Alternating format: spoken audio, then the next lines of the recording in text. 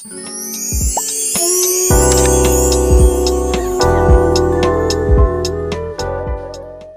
को प्रणाम। डे 84 हमारी भावी पीढ़ी और उसका नवनिर्माण के अंतर्गत हम लोग शीर्षक पढ़ रहे हैं कि हम अपने बच्चों को कहानियाँ ऐसे सुनाएं। उन्हीं कहानियों का अंतर्गत है कि कहानियाँ किस प्रकार हो और कैसा हो ताकि हमारे बच्चे पर उसका सकारात्मक प्रभाव पड़े। हमारा बच्चा वो कहानी का जो कहानी के चरित्र हैं उनसे मीनिंग निकालकर वो उनसे परिचित होकर मोटिवेट हो। आज का कहानी है भेड़िया और बकरी। एक बार की बात है, कालू भेड़िया अपने घर जा रहा था। वह शेर से लड़कर आ रहा था, इसलिए गुस्से में भरा था।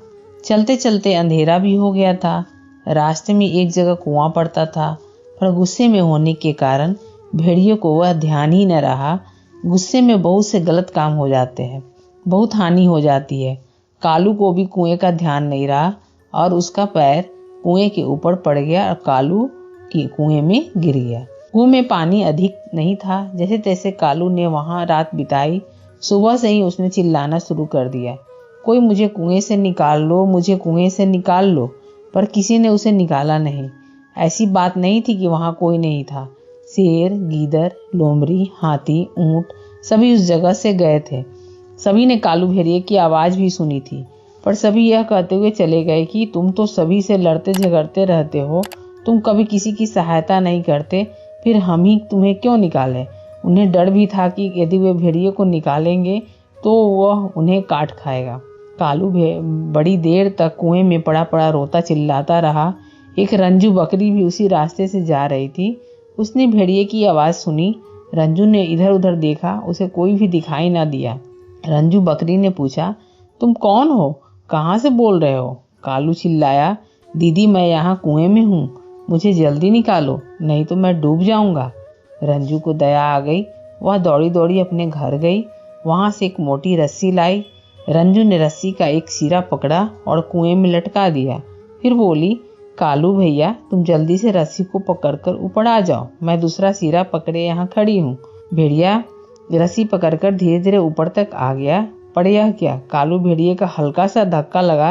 रंजू संभल न पाई, वह कुएं में गिर पड़ी। वह कुएं के अंदर से चिल्लाई, कालू भैया जल्दी निकालो नहीं तो मैं डूब जाऊंगी। पर कालू बड़ा स्वार्थी था। अपनी जान बचाने वाली बकरी की भी उसने परवाह न की। उसने बहाना बनाया, रात भर कुएं में रहने से मेरे हाथ जकड़ गए हैं, मैं तुम्हें नहीं निकाल सकता। कालू सोच रहा था कि बकरी मरे तो मर जाए, मुझे इससे क्या, मैं तो बच ही गया। बकरी कालू की चालाकी समझ गई। वह बोली, दुष्ट कालू, सब ठीक कहते हैं कि तू बड़ा स्वार्थी है। तुझे बचाने के कारण मैं कुएं में गिरी, पर तुझे मेरी जरा से भी परवाह नहीं। तू ना बचाए तो ना सही, मुझे निकालने वाले बहुत से आ जाएंगे। मैं तो दूध देती हूँ, सभी को पिलाती हूँ, सभी का उपकार करती हूँ। तू ही नीच है जो किसी के काम नहीं आता, सबको हानि पहुंचाता है, इसलिए किसी ने तेरी सहायता नहीं की। कालू तो चला गया। थोड़ी देर बाद एक आदमी उधर से निकला। उसने बकरी की मिमियाने की आवाज़ सुनी। आदमी ने पूछा, तू कहाँ से बोल रही है? मैं यहाँ कुएं में हूँ, बकरी बोली। आदमी ने सोचा, यह तो बड़े काम की है, इसे देखकर मेरे बच्चे खुश हो जाएंगे, यह दूध देगी। उसने जल्दी से बकरी को निकाल लिया। बाहर आकर बकरी बोली, काका मैं तुम्हारी कृतज्ञ हूँ, तुमने मेरी जान बचाई है। आदमी ने पूछा, वो कुएं में कैसे गिरी थी? बकरी ने सारी घटना बताई। आदमी बोला, तू तो बहुत अच्छी है, चल मेरे साथ चल। वह बकरी को अपने साथ ले गया। वहाँ बकरी उसके बच्चों के साथ खेलती रहती थी, खूब खाती पीती थी, खूब काम करती थी। इस कहानी से शिक्षा मिलती है कि जो भेड़िए की तरह दूसरे को हानि पहुंचाता है, किसी की सहायता नहीं करता, उसे कोई नहीं चाहता। जो बकरी की तरह दूसरे को लाभ देता है, अच्छे काम करता है, वह सुखी रहता है। यह शिक्षा भी मिलती है कि मीठी बातें बोलकर अपना स्वार्थ सिद्ध करने वाले भी दुनिया में कम नहीं है। अतः प्रत्येक व्यक्ति से समझ कर ही व्यवहार करना चाहिए। यहाँ पर स्वार्थ परमार्थ की बात की जा रही है। इस कहानी के माध्यम से हमें ये भी बताया जा रहा है कि जब हम किसी की सहायता नहीं करते हैं तो जब हमारा भी वक्त आता है तो हमारी सहायता कोई नहीं करता है। जैसे कि कालू भेड़िए की यहाँ कहानी बताई जा रही है। और बकरी उसकी मदद की, लेकिन बकरी जब वो गिर गई, पुनः वो संकट में आ गई, तो कालू भेड़िया जो था, जो एक तरह से स्वार्थी था, उसने अपनी जो उसकी मुख्य रूप से जो आदत थे उसने उसे दिखलाए समय आने पे। तो यहाँ यही बताया जा रहा है कि भेड़िया और बकरी की जो कहानी है वो इसी तरह से है। इसी में आगे एक कहानी है, उसका उपशीर्षक है घोंसला। एक लड़की थी उमा। उमा के घर के पीछे एक बबूल का पेड़ था। उमा अपने कमरे की खिड़की से उसे देखती रहती थी। एक दिन उसने देखा कि एक चिड़िया बार बार आ रही है। वो अपनी चोंच में छोटे बड़े तिनके लाती और उन्हें एक पेड़ की डाल पर रखती जाती। उमा ने देखा कि एक बड़ा ही सुंदर घोंसला बनना शुरू हो गया। उसने अपनी माँ से पूछा, माँ यह चिड़िया कैसा सुंदर घोंसला बना रही है, पर हमारे घर में जो चिड़िया घोंसला बनाती है वह तो इतना अच्छा नहीं होता, ऐसा क्यों?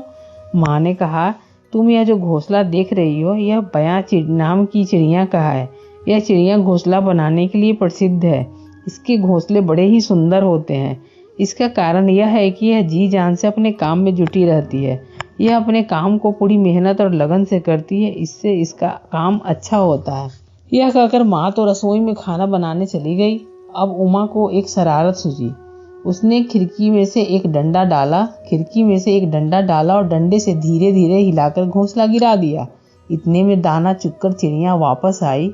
उसने देखा कि घोंसला टूटा पड़ा है, कुछ तिनके बिखर गए हैं, कुछ हवा में उड़ गए हैं। अपनी मेहनत यूं बेकार होते देख बयां को बड़ा दुख हुआ। वह थोड़ी देर तक ची ची करती रोती रही। फिर उसने सोचा कि रोने से क्या होता है, रोते रहने से तो कोई भी काम पूरा नहीं हो सकता। इससे अच्छा तो यही है कि मैं दोबारा से ही घोंसला बनाना शुरू करूं। अतएव वह फिर अपने काम में जुट गई। दूसरे दिन बयां जब खाना खाने गई तो उमा ने फिर उसका घोंसला गिरा दिया। उसने यह न सोचा कि इससे उसे कितनी परेशानी और दुख होगा। 2-3 दिन तक यही होता रहा। बयां घोंसला बनाती, उसके जरा हटने पर उमा उसे तोड़ डालती। एक दिन जब उमा घोंसला गिरा रही थी तो उसकी माँ ने उसे देख लिया। उन्होंने कहा, उमा तुम बयां चिड़िया तुम यह क्या कर रही हो? किसी के काम को बिगाड़ते नहीं है। बयां चिड़िया है तो क्या, तुम्हारे काम से उसे बड़ी कठिनाई होती है। तुम्हें उसकी सहायता करनी चाहिए, उसे तंग नहीं करनी चाहिए। मनुष्य हो या पशु पक्षी किसी को परेशान नहीं करते। पर माँ की बात का भी उमा पर कोई असर नहीं हुआ। जैसे ही माँ कमरे से बाहर जाती और डंडा उठाकर घोंसला गिराने लगती, पर बयां थी कि बार बार घोंसला बनाई जाती थी। वह सोचती थी कभी तो उसकी मेहनत सफल होगी। माँ ने देखा उमा गलत काम करती है, वह उनकी बात नहीं मानती है। उन्होंने एक उपाय सोचा। माँ ने उमा के सामने उसकी गुड़िया तोड़ डाली। उस गुड़िया को उमा बहुत प्यार करती थी। प्यारी गुड़िया को 2 टुकड़े देखकर उमा बड़ी दुखी हुई। वो फुट फुट कर रोने लगी। माँ ने कहा, मैं तुम्हारी गुड़िया जोड़ दूंगी, पर तब जबकि तुम भी बयां का घोंसला बनाकर आओगी। अब तक तो उसका पूरा घोंसला बन जाता, तुमने उसकी सारी मेहनत बेकार कर दी। माँ की बात सुनकर उमा दौड़कर कमरे से निकली। उसने अपने घर के बगीचे से तिनके और टूटी घास बीनी। वो पिछवाड़े से निकलकर जल्दी से पेड़ के पास पहुंची। वो सोच रही थी कि मैं मिनटों में घोंसला बनाकर तैयार कर देती हूँ। वह डाल पर तिनके रखती, घास से उन्हें लपेटती जाती, पर तिनके थे कि डाल पर टिकते ही नहीं थे। कुछ नीचे गिर जाते थे, कुछ हवा के झोंके में उड़ जाते थे। वह बार बार कोशिश करती, पर सब बेकार हो जाती। अंत में वह खींचकर पेड़ के नीचे बैठकर रोने लगी। जिसे वह छोटा सा काम समझ रही थी वह तो बड़ा कठिन निकला। थोड़ी देर बाद लगा कोई उसके सिर पर हाथ फेर रहा है। उमा ने पीछे मुड़कर देखा तो माँ सामने खड़ी थी। वे कह रही थी, कोई काम बिगाड़ना तो सरल है, पर बनाना बड़ी कठिन होता है। यदि कर सकती हो तो दूसरे की सहायता करो, किसी को ना तो सताओ न उसका काम बिगाड़ो। इस प्रकार इस घोंसले की कहानी से पता चलता है कि यहाँ बच्चे को एक तरह से शिक्षा मिल रही है कि हमें किसी का काम नहीं बिगाड़ना चाहिए। अगर कम से कम हम किसी की सहायता नहीं कर सकते हैं तो कम से कम किसी का काम बिगाड़े ही नहीं। वह बच्ची बार बार उमा नाम की जो बच्ची थी उस घोंसले को गिरा देती थी बयां नाम की चिड़िया की, लेकिन वो ये नहीं समझती थी कि इसको बनाने के पीछे कितना मेहनत लगता है। जब वो खुद इस अनुभव से गुजरी कि इसको बनाने में सच में बहुत समय लगता है, तब उसे सबक मिली और माँ ने भी उसे समझाया कि किसी को सताना नहीं चाहिए, किसी का काम में कभी नहीं बिगाड़ना चाहिए, सबसे प्यार से मिलजुल कर रहना चाहिए और आपस में एक दूसरे के अंडरस्टैंडिंग के साथ जीवन जीना चाहिए। तो इस तरह हम इस कहानी से अपने बच्चों को इस तरह की कहानियाँ सुना कर हम अपने बच्चे को अंदर एक चरित्र का गठन कर सकते हैं, उनके अंदर संस्कारों को डाल सकते हैं।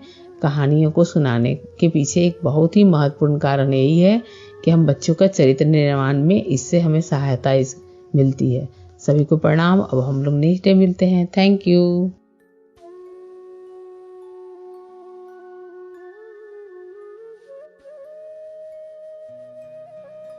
हमारे YouTube चैनल को सब्सक्राइब करें और बेल आइकन को दबाकर ऑल पर क्लिक करें ताकि आने वाले सभी वीडियोस की नोटिफिकेशन आपको मिलती रहे।